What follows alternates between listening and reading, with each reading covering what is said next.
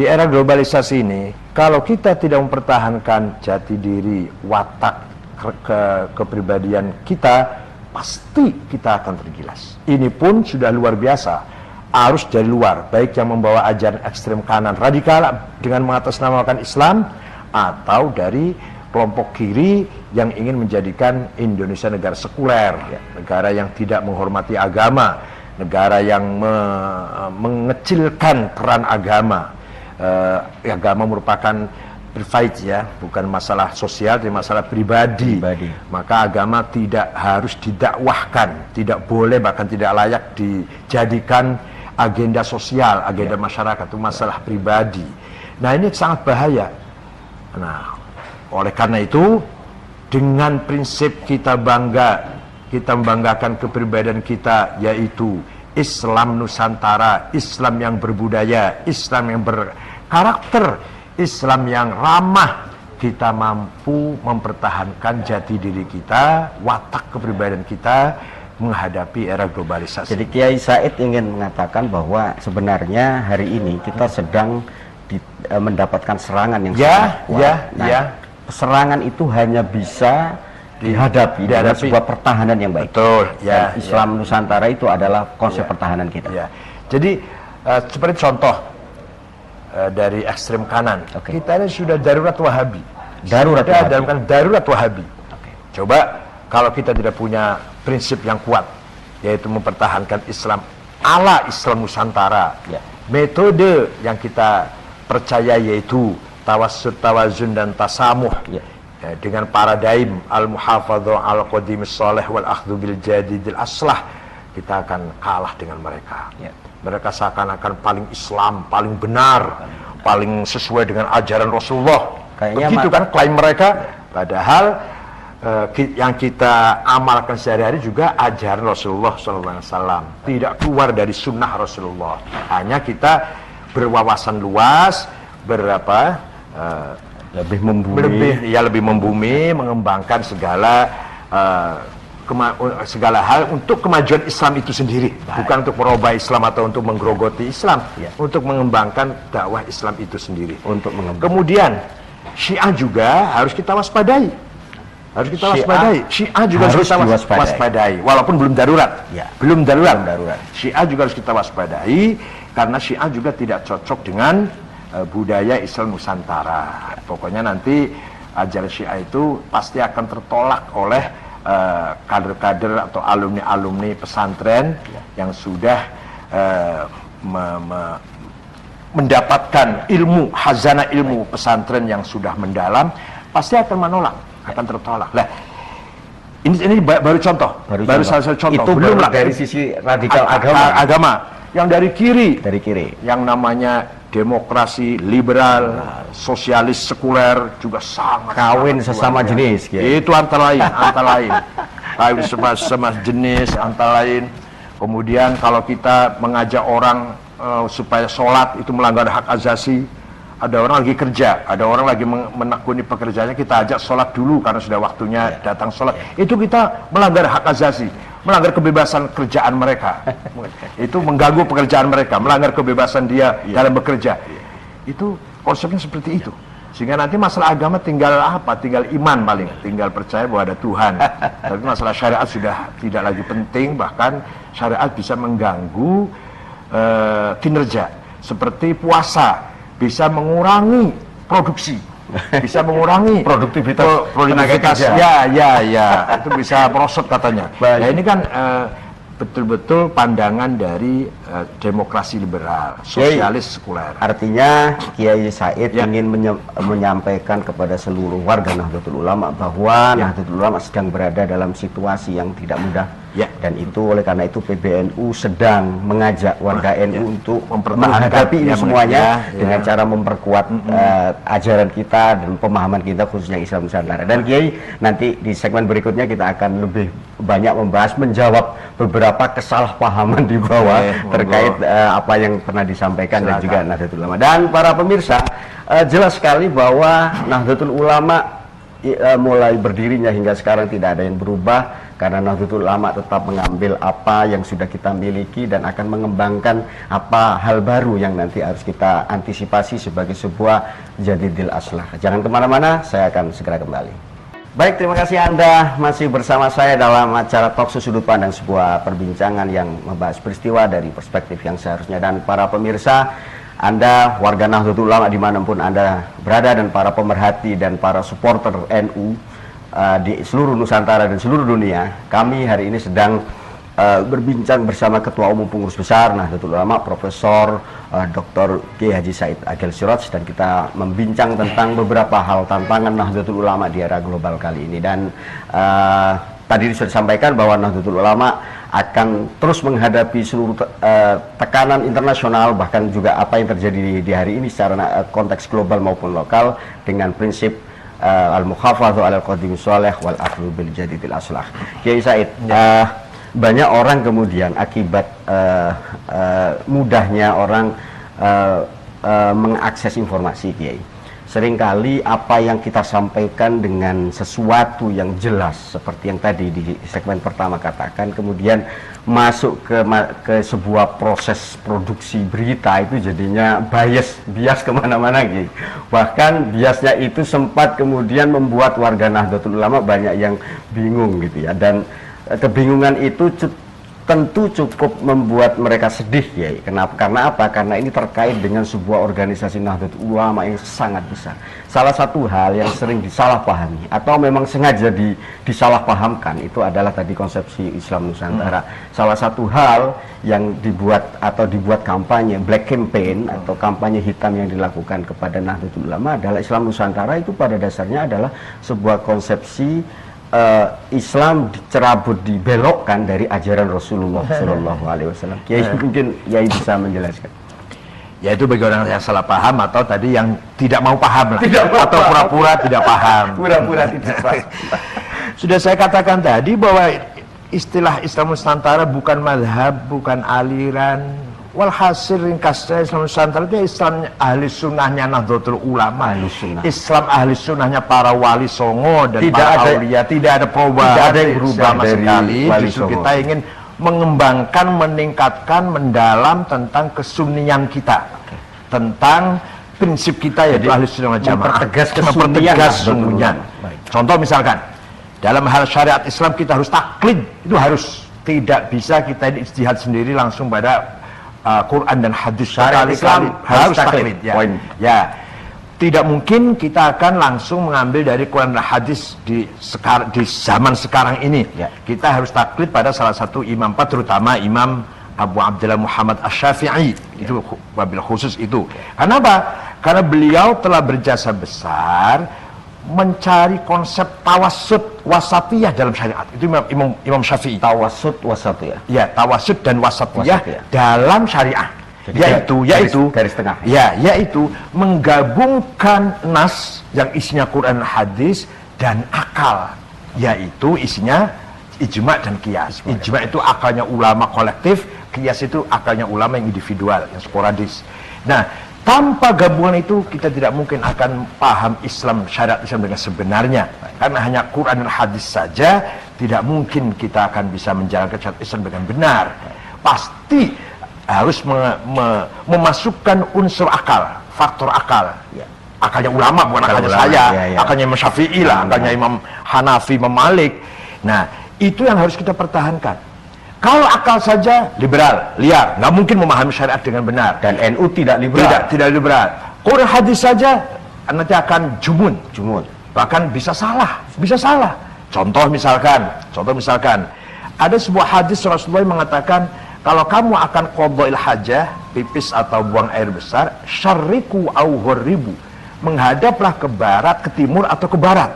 Nah, kita harus tahu konteksnya. Rasulullah berbicara itu, bersabda itu, beliau di Madinah posisinya. Jadi jangan menghadap ke selatan nanti menghadap Ka'bah, jangan menghadap ke utara membelakangi Ka'bah. Jadi poinnya bukan di arah, tapi kiblatnya. Nah, itu. Coba kalau kita pegang nas itu di kita sini, malah kita terjerumus pada kesalahan sehingga kita akhirnya menghadap Ka'bah atau atau membelakangi Ka'bah. Maka di situ Google Map jadi butuh ya. Nah, di situ kita harus pemahaman bahwa maksud daripada tujuan daripada sabda Rasulullah adalah jangan menghadap atau membelakangi Ka'bah. Nah, kalau di Indonesia ya harus menghadap ke utara atau ke selatan, harus jangan ke barat atau ke timur. Coba itu kalau akal nggak masuk, kalau nggak akal intervensi. Begitu pula narkoba, ganja, heroin, kokain, apalagi itu yang memabok-mabokkan. Kalau kita hanya pegang nas, nggak ada hukumnya ganja di Quran hadis secara nas, nggak ada hukumnya narkoba. Harus pakai kias. Kias itu akal, namanya kias burhani, kias fakta. Misalkan ini ganja, hadza muskir wa kullu muskirin khamrun wa kullu khamrin haram fa hadza haram. Ini barang memabokkan, faktanya memabokkan.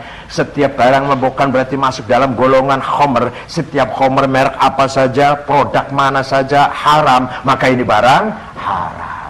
Itu kias burhani. Contoh misalkan lagi di Quran dilarang bentak orang tua atau ngucap kasar dengan ayah ibu.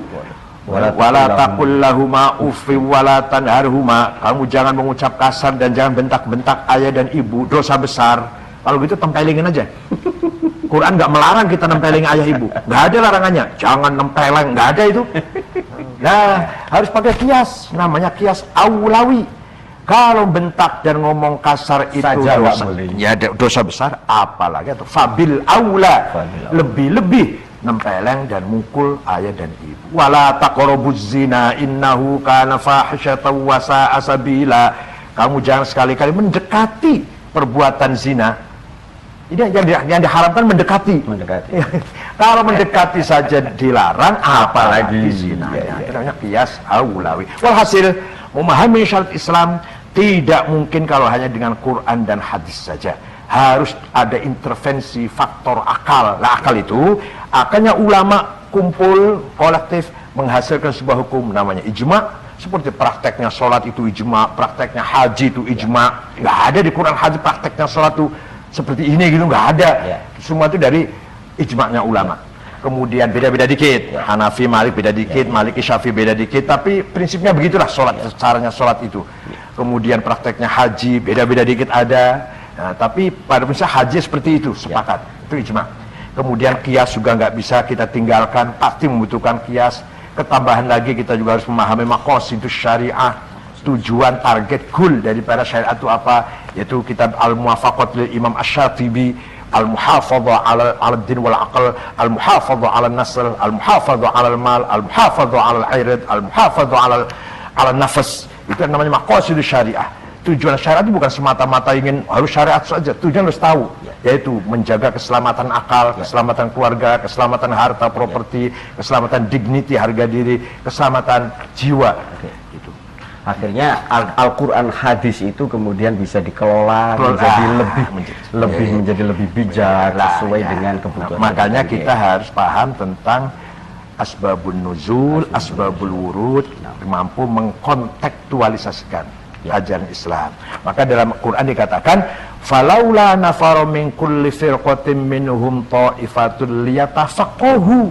Harus ada yang paham agama fiddin. Yatafaqahu fiddin, harus ada yang paham agama. Yatafaqahu adalah bentuk kalimah fi'il mudhari yang zamannya sekarang dan akan datang. Artinya kita harus mampu mengkontekstualisasikan ajaran Islam sesuai dengan tuntutan zaman sekarang dan yang akan datang, bukan zaman masa lalu, bukan. Itulah kenapa dalam beragama pun kita harus mengantisipasi perubahan. Itu tidak dalam prinsip, tapi dalam bagaimana menjalankan prinsip itu. Bagaimana menjalankan prinsip itu. Banyak sekali yang harus likul zaman. Nah, itu ya. Jadi itu Syafi'i. Satu lagi, imam berhasil membentuk atau menciptakan tawassut dan wasatiyah dalam akidah, yaitu Imam Asy'ari. Imam Asy'ari dengan kecerdasannya mampu memberikan pengajaran pada kita wasatiyah dalam akidah. Quran hadis saja tidak cukup. Nanti bisa terprosok pada tadsim, tamthil. Di Quran ada yadullah fawqa aydihim, berarti Tuhan punya tangan. Di Quran ada wa yabqa wajhu rabbika dzil jalali wal ikram, berarti Allah punya muka. Nanti di Quran ada Ar-Rahmanu al-'arsy istawa, Allah duduk di arasy. Jadi karena apa? Kan tidak pakai akal, tidak menggunakan akal, hanya teks saja. Pakai akal saja tidak akan sampai kepada tauhid yang benar. Pakai nas saja kita bisa terjerumus pada tajsim wa tamtsil yang juga salah. Imam Asy'ari, Abul Hasan al-Asy'ari yang wafat pada tahun 324, dalam kitabnya Maqalatul Islamiyyin Al-Ibanah Ar-Risalah ila Ahli Taghr Al-Luma telah memberikan gagasan yang cerdas, yaitu dengan sifat 20 bagi Tuhan. Nomor 1 sifat wujud, sifat nafsiyah. Di dalam Al-Quran tidak ada lapal wujud. Lapal wujud tidak ada di Quran. Jadi itu artikulasi yang luar biasa. Dari semua asmaul husna yang ada di Quran, beliau kemudian mengatakan Allah mempunyai sifat nafsiyah, namanya wujud. Yang kedua, qidam. Itu sifat qidam, baqo, mukhal hawadisi, qiyamu nafsi, sifat nafsiyah, salbiyah, ma'ani, qudrah, iradah, sama, basar, ilmu, hayah, kalam, ma'nawiyah, kaunuhu qadiran, kaunuhu muridan, kaunuhu sami'an, kaunuhu basiran, kaunuhu, dan sifat aliman, hayyan, mutakalliman, sifat ma'nawiyah. Maka sifat yang wajib bagi Allah ada 20. Berarti yang mustahil juga 20. Yang jaiz 1. Luar biasa itu. Yang akhirnya kita kenal dengan ide cerdas bagaimana mengajarkan, mengenalkan, memperkenalkan Allah kepada umat Islam dengan metode yang sangat mudah, tapi juga bermanfaat, efektif sekali. Kalau masing-masing kita memahami Allah melalui Quran, hadis, nggak mungkin kita kenal dengan sifat-sifat Allah. Kalau nggak kenal sifat Allah, berarti tidak bisa mengenal Allah, nggak bisa menyapa, memanggil Allah, nggak mungkin. Kalau kita belum mengenal sifat-sifatnya. Imam Asy'ari berjasa besar, menggagas dengan metode yang luar biasa, wasatiyah antara Quran, hadis, dan akal. Lahirlah ilmu kalam. Satu lagi orang berjasa besar dalam wasatiyah, Imam Ghazali. Imam Ghazali membangun sebuah konsep tasawuf yang wasatiyah. Syariat harus dijalankan, tapi syariat ini tidak ada artinya kalau tidak didasari dengan hakikat. Hakikat saja salah, syariat saja fasik, hakikat saja zindik. Nah, dua-duanya syariat harus diamalkan, tapi syariat ini juga harus mempunyai fondasi, yaitu hakikat.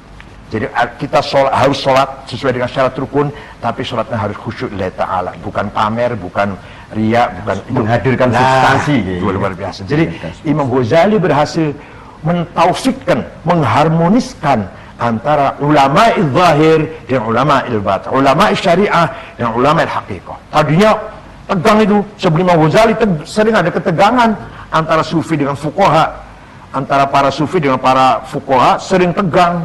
Kata orang fuqaha, yang penting sholat itu syarat rukunnya pas, baca fatihahnya fasih, itu sah. Kata orang sufinya, kalau nggak khusyuk, nggak ada artinya sholat itu, tegang. Imam Ghazali lah orang yang berjasa besar menggabungkan, mengharmoniskan antara syariat dan hakikat dalam kitab yang spektakuler, Ihya Ulumuddin. Maka Ihya itu separuh awal bicara syariat, separuh akhir rubu'ul munjiyat dan rubu'ul muhlikat, ektas positif dan ektas negatif. Satu lagi orang yang berjasa besar menggabungkan antara agama dan budaya, yaitu Hadratus Syekh Haji Hasyim Asy'ari, menggabungkan antara Islam dan watoniyah. Islam saja belum cukup untuk menyatukan umat. Contoh di Timur Tengah, Afghanistan, semuanya Islam. Sesama Islam perang, sesama Islam membunuh Afghanistan. Dan ada 10 friksi di Afghanistan, semuanya Sunni. 10 kelompoknya semuanya mazhabnya Hanafi. Semua tarekatnya Naqsyabandiyah. Perang nggak karu-karuan. Di Somali nggak ada Syiah, nggak ada apa. Semua Maliki. Tarekatnya Syadziliyah, perang antar mereka. Walhasil kenapa mereka perang? Karena tidak ada Mbah Hasyim. Karena tidak ada semangat nasionalisme. Tidak ada semangat ingin menyelamatkan keutuhan negaranya. Di kita ini ada konflik, ada ketegangan, ada. Di Sampang terjadi, di mana-mana terjadi, di Jember, di Kuningan, Jawa Barat, di Banten. Tapi ketegangan itu tidak lama dan tidak meluas. Mampu kita meminimalisir, melokalisir. Kenapa? Kita semua mengingatkan mereka, kita ini sama-sama saudara sebangsa di tanah air. Beda aliran, beda madhab, beda beda pilihan lah, tapi kita sama-sama saudara sebangsa di tanah air. Persatuan Indonesia. Mari kita pentingkan, kita dahulukan keselamatan keutuhan NKRI. Itu Mbah Hashim Asy'ari. Maka Mbah Hashim sering memberi pesan kepada Kiai Wahid Hashim putranya, Allah yarhamu, jangan sekali-kali kamu pertentangkan antara Islam dan nasionalisme. Islam bisa kuat karena semangat dengan nasionalisme, nasionalisme bisa kuat juga karena diisi dengan spirit Islam. Islam saja belum tentu bisa mempersatukan umat, nasionalisme saja nanti nasionalisme yang sekuler, yang kering kalau tidak diisi dengan nilai-nilai agama. Maka sangat paralel antara Islam dan nasionalisme itu. Itu Mbah Hashim. Saya, mohon maaf, lebih dari itu. Lebih dari itu. Kalau saya, nasionalisme dulu baru Islam. Kalau saya. Kenapa? Kenapa? Karena kita berjuang Islam itu di atas bumi. Jadi bumi dulu kita selamatkan, tanah air dulu kita selamatkan, baru kita dakwah, baru bangun masjid, bangun pesantren, bangun madrasah, bangun NU di atas bumi. Jadi bumi dulu mari kita selamatkan. Bumi Indonesia kita selamatkan, kita pertahankan, kita jaga keutuhannya. Baru kalau sudah bumi ini, bumi tanah air Indonesia ini stabil, aman, kuat persatuannya, kita bangun masjid, kita bangun madrasah, kita bangun pesantren, kita bangun majelis taklim, kita berjuang Islam di atas bumi yang stabil. Sekarang apa bisa dakwah di Irak? Apa bisa dakwah di Suriah? Apa bisa tenang belajar di Yaman? Apa bisa dakwah, apa bisa maju keilmuan, peradaban, intelektual di Afghanistan? Apa bisa menghasilkan suatu peradaban yang luhur di Somali, di negara-negara konflik? Nggak mungkin. Di Indonesia, bumi dulu kita pertahankan, baru kita bangun peradaban Islam. Pengajian maju, ajaran Islam, pendidikan, diskusi, seminar. Malam-malam kok orang kumpul 10.000 pengajian atau sholawatan. Luar biasa. Kenapa? Karena aman. Karena tanah air kita aman. Jadi al-amnu qoblal iman. Al-amnu qoblal iman. Aman dulu berbicara iman, baru bicara agama lah. Strategi dakwah di ya. Tidak berurusan dengan keyakinan ya kalau. Enggak, tidak. Itu kan bahasa ringkasnya begitu. Bahasa ringkasnya al-amnu qoblal iman. Stabilitas kita wujudkan dulu, kondisi keamanan kita pertahankan dulu, baru kita di sini mengembangkan agama, mengembangkan kemajuan agama. Hanya bahasa ringkasnya al-amnu qoblal iman. Baik ya, itu banyak penjelasan, nanti kita akan lebih perdalam lagi. Dan para pemirsa, dari penjelasan Kiai Said jelas sekali bahwa value, ajaran, konsepsi Nahdlatul Ulama ini sudah sangat luar biasa. Sebuah peradaban hasil sebuah kajian tawasud dan wasatiyah yang luar biasa di bidang akidah, di bidang syariah, di bidang akhlak, bahkan di bidang kebudayaan. Telah dilakukan di Nahdlatul Ulama dan semuanya sudah ada lengkap di sini, maka tidak ada kekhawatiran, tidak ada keraguan bagi kita untuk tetap di Nahdlatul Ulama. Dan sebagaimana Anda jangan kemana-mana, kami akan segera kembali. Terima kasih Anda masih bersama saya Hakim Jaili dalam acara Talkshow Sudut Pandang, sebuah perbincangan yang membahas peristiwa dari perspektif yang seharusnya. Dan kita sedang berbicara tentang Jam'iyah kita tercinta Nahdlatul Ulama yang hari ini dan selamanya akan menegaskan untuk tetap menjaga Islam Ahlus Sunnah wal Jamaah bi thariqati Nahdlatul Ulama. Dan itu tidak hanya untuk Indonesia tetapi juga untuk peradaban dunia. Dan kami bersama Profesor Dr. Kiai Haji Said Agil Siraj, Ketua Umum Pengurus Besar Nahdlatul Ulama. Kiai, kalau Kiai tadi jelaskan bahwa tidak ada yang berbeda di dalam yang sedang diperjuangkan oleh PBNU periode ini, mulai dari yang ketika NU didirikan oleh Mbah Hashim hingga saat ini, semuanya adalah terkait dengan apa yang disebut dengan paham keagamaan, yaitu di bidang akidah, syariah, dan juga tentang di bidang tasawuf, dan kemudian terkait juga dengan sikap kemasyarakatan kita. Tadi ada poin yang sangat penting tentang tawasud dan wasatiyah. Kiai, karena kita ini kemudian berbicara sangat global, sangat kontekstual begitu, Kiai. Seringkali kemudian ada tuduhan, Kiai, bahwa apa yang dilakukan oleh Nahdlatul Ulama hari ini, khususnya yang dilakukan oleh Kiai Said dengan penjelasan yang sangat dalam dan sangat lengkap, itu kemudian lebih menggunakan logika-logika sehingga orang menyebutnya sebagai liberal gitu ya. Ada lagi juga mengatakan wah Kiai Said itu apa itu Syiah dan sebagainya. Kiai, sebenarnya kalau kita mau jelaskan gitu ya, fenomena apa yang sedang terjadi dalam kehidupan pemikiran keagamaan hari ini antara liberal di satu sisi, Syiah, kemudian Wahabi. Ya mungkin bisa jelaskan. Saya memaafkan, memaklumi orang yang kurang paham tentang diri saya barangkali, atau yang tidak mau paham, atau yang pura-pura nggak paham, atau nggak paham-paham ya. Yang namanya liberal itu adalah pola pikir yang sangat bebas dari rambu-rambu, dari batasan-batasan. Cara berpikir saya masih dibatasi oleh prinsip-prinsip Ahlussunnah wal Jamaah. Saya kalau berbicara masih mengambil dari pendapatnya para imam. Tidak pernah saya ngarang sendiri, tidak pernah.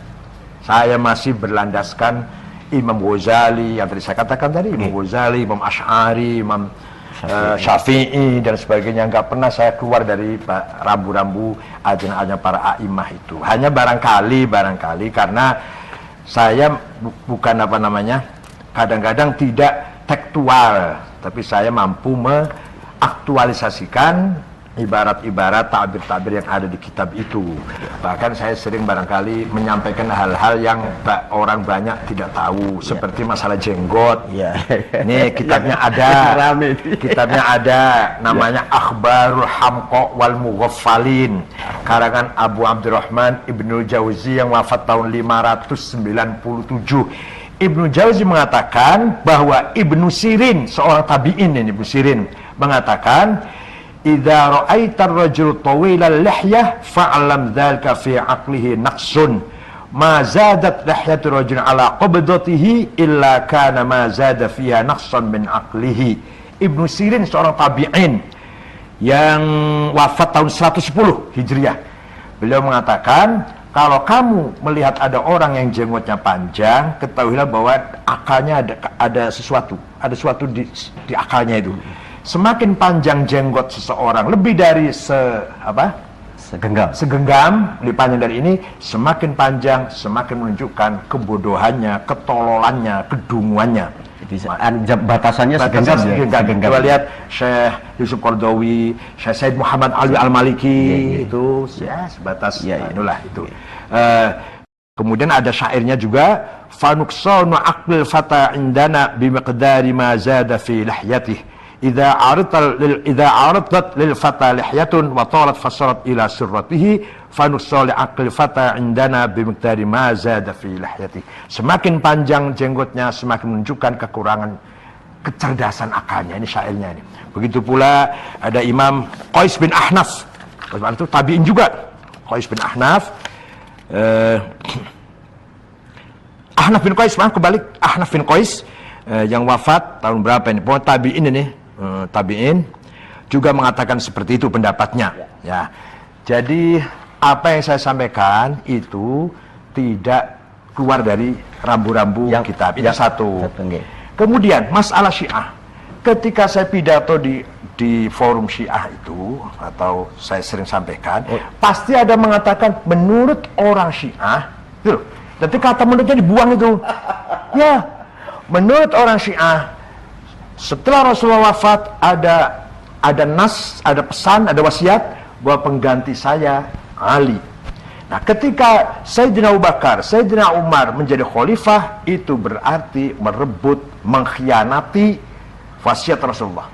Berarti Abu Bakar Umar itu pengkhianat. Itu ada kata menurut orang Syiah. Itu dipotong, menurutnya dibuang.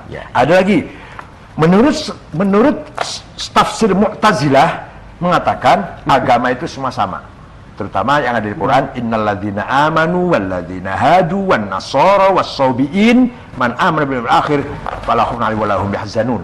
Yahudi, Kristen, Sabia asal beriman kepada Allah, pada Tuhan dan beramal soleh, semua akan masuk surga. Itu pendapatnya filosof, bukan saya bukan. Saya itu baca dari tafsir, masa saya ngarang. Jadi kadang lafal menurutnya itu tidak terbaca atau tidak terdengar atau dihapus atau sengaja dihapus. Barangkali nggak kedengaran barangkali atau nggak terbaca barangkali. Jadi itulah karena kita ingin membuka wawasan kepada terutama ulama-ulama yang muda. Gus ini supaya cerdas, mempunyai visi misi. Gus Dur itu guru saya. Bukan guru saya ngaji pada Gus Dur kitab, nggak pernah saya ngaji pada Gus Dur kitab gitu, enggak. Guru dalam apa? Dalam ilmul ahwal. Begini, Ilmu ahwal. ilmu ahwal. Kang Said, ilmunya sampai itu untuk ini. Ilmunya sampeyan itu ya yang lumayan lah, nggak banyak banget ilmu saya. Itu untuk ini. Lah, untuk ini itu namanya ilmu ahwal. Makanya As-Sufi Ibnu Waqti. Sufi itu adalah orang yang memahami waktunya. Sufi itu. Itu kata Imam Junaid loh. As-Suni Ibnu Waqti. As-Sufi Ibnu Waqti. As-Sufi kalma'i la launa lahu launuhu launu ina'i. Kata Imam Junaid itu. Kata Abul Qasim Muhammad Al-Junaidi Al-Baghdadi Al-Nahawandi Al-Qawariri, wafat tahun 297. Sufi itu seperti air, nggak punya warna. Warnanya tergantung warna tempatnya. Itu apa artinya? Seorang sufi itu orang yang memahami situasi dan kondisi ketika itu, yang arif tentang kondisi masyarakat, kondisi suasana sosial. Itu harus paham betul. Bahkan nanti orang sufi bisa membangun masyarakatnya sesuai dengan zaman konteksnya itu, konteks zamannya. Nah ini, maka Gus Dur itu guru saya dalam hal memahami situasi. Syekhul Ahwal. Nah, Syekh fi ilmil ahwal. Nah, oleh karena itu saya diberi pelajaran sangat besar sekali manfaatnya oleh Gus Dur, yaitu tentang bagaimana kita memahami situasi. Dengan memahami situasi itu kita mampu berkiprah di tengah-tengah situasi yang sangat yang kita berada di situ, yang sangat keras atau sangat radikal. Ya. Lah ini maaf, ini kekurangan alumni pesantren di sini. Oke. Alumni pesantren itu udah alim, apalah alfiyah, Uqudul Juman, Fathul Mu'in, Fathul Wahab, ngelotok lah, alim itu. Setelah pulang ke masyarakat, kadang-kadang nggak tahu untuk apa ilmu saya ini. Oke. Ilmuku ini, hafalanku alfiyah, hafalanku Fathul Mu'in itu apa? Nah ini perlu diajari, perlu diisi dengan ilmul ahwal. Ilmu ahwal itu berarti menyangkut ilmu ijtimaiyah, siasiyah, antropologia. Itu kan kalau kita mau bahasa Arab. Apa? Ilmu tentang sosial, politik, antropologi. Termasuk sejarah. Semua sejarah. Itu adalah yang namanya ilmul ahwal. Nah, kekurangan di internal kita, orang alim banyak seamber-gamber. Alumni Lirboyo, alumni Sidogiri, alumni Sarang, alumni Tegarejo, alim-alim, alumni Cirebon. Kadang setelah dapat ilmu banyak, pulang ke masyarakat, tidak tahu untuk apa ilmu saya ini. Padahal ilmunya udah luar biasa. Nah, sekarang kita lihat, ada orang yang ilmunya pas-pasan, ya kok bisa berkiprah, bisa eksis, diterima oleh masyarakat. Kadang-kadang kita tahu ada orang yang ya ilmunya pas-pasan bisa eksis.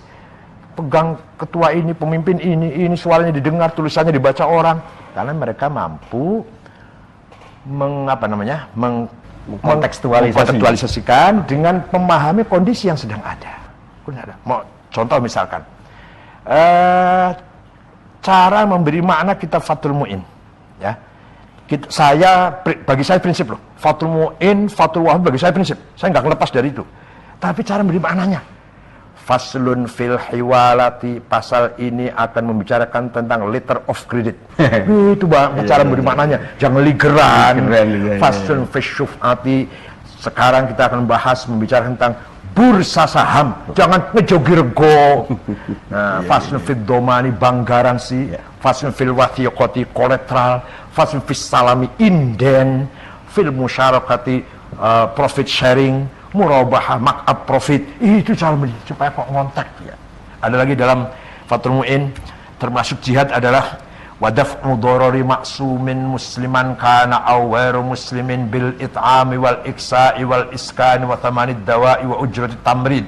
Wadaf'u dharari ma'sumin itu kalau diberi makna menolak kemelaratane orang yang dijaga. Oh, apa artinya?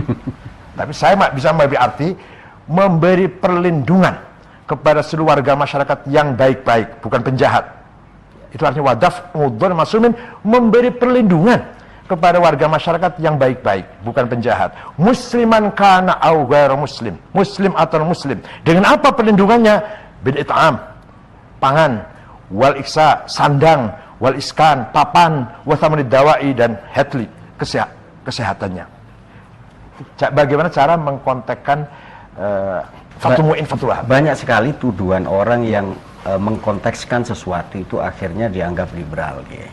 Ya, karena ketakutan. Sebenarnya apa sih, Kiai, yang sebenarnya ditakutkan oleh kaum kita terhadap liberalisme dan Syiah itu sendiri?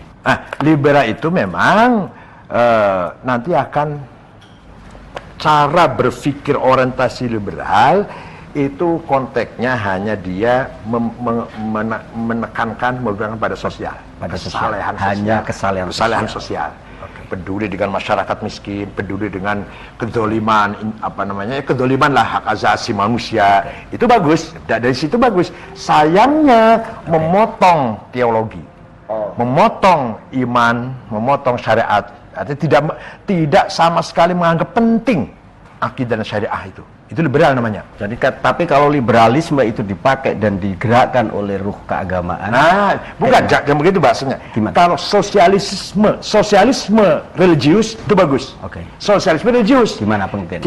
Kita memikirkan fakir miskin, kita memikirkan rakyat kecil, tapi dengan apa? Li ajli i'lai kalimatillah. Ya mencari pahala lah, mencari doa Allah. Ya itu benar itu.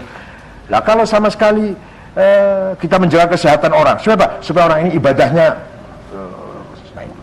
Jadi, supaya bisa beribadah. Batasnya tipis sekali. Tipis sekali. Oke. Tipis tapi menentukan. Itu menentukan.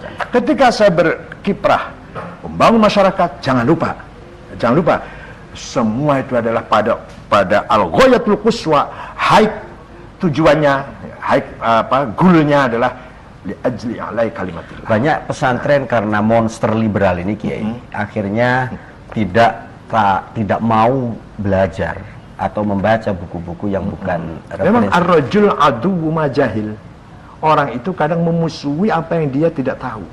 Nah, kalau tahu, coba kita harus tahu semua. Kita harus tahu.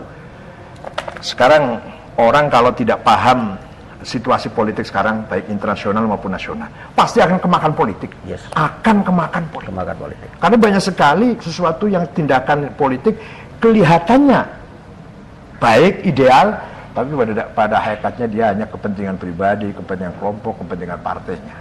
Dan ini banyak sekali kalau kita nggak ngerti situasi dinamika politik baik domestik maupun internasional, kita akan tergilas oleh ketidaktahuan kita itu. Dan Nahdlatul Ulama akan menyelamatkan itu semua, Kiai. Karena di Nahdlatul Ulama itu berkumpul para ulama dengan berbagai kita ini kepanjangan dari pesantren, kepanjangan dari ulama-ulama pesantren. Tanpa pesantren NU ya tidak ada apa-apanya.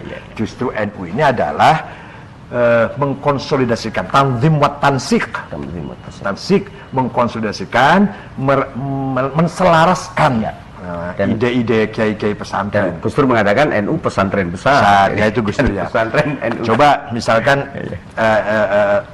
terminologi Islam Nusantara. Para kiai sepuh menerima kok.